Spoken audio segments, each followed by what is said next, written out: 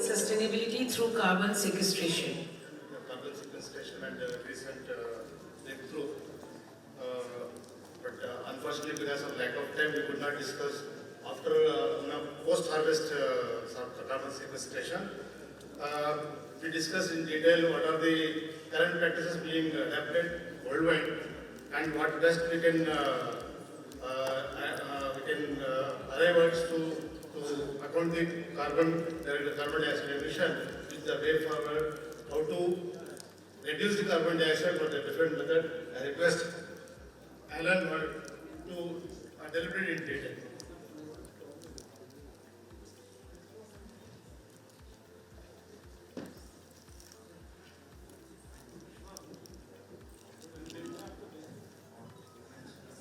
Thank you.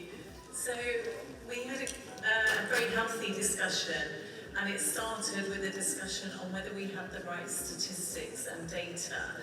And I think our conclusion is on carbon measurement, we don't really have the right data sets at the moment. And if we don't have the right data, then how can we set targets and how can we measure impact?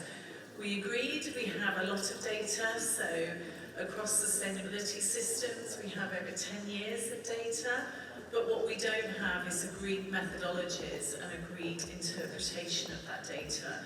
So we felt that ICAC could perhaps play a role in helping us set common methodologies for measuring carbon sequestration, and we felt that that would be useful across platforms.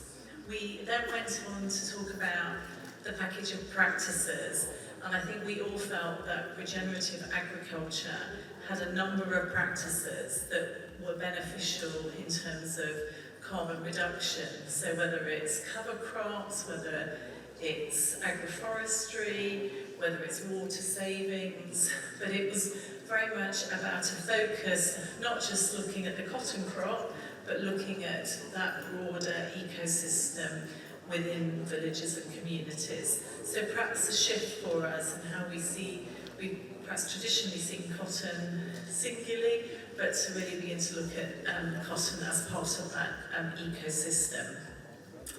We also then talked about economic modelling and what is the benefit to the farmer, and we felt that we couldn't assume that ecosystem payments or carbon payments would always be triggered. So what is the benefit at a farming level for these practices? And we didn't have a conclusion for that.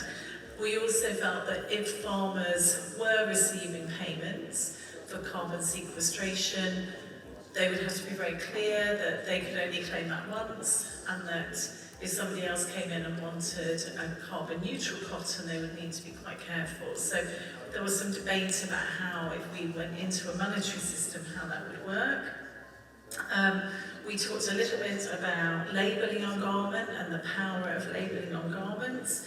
We thought that ICAC could play a very useful role in stakeholder engagement, and we also felt that there was a need for meetings further up the supply chain. As my honourable friend talked about, we only looked at the cotton farming sector, but we feel that there's a whole piece of work here to look at the complete value chain in the cotton production.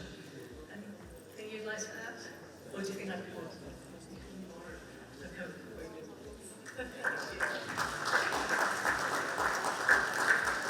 Would we have the table empowering small rural farmers?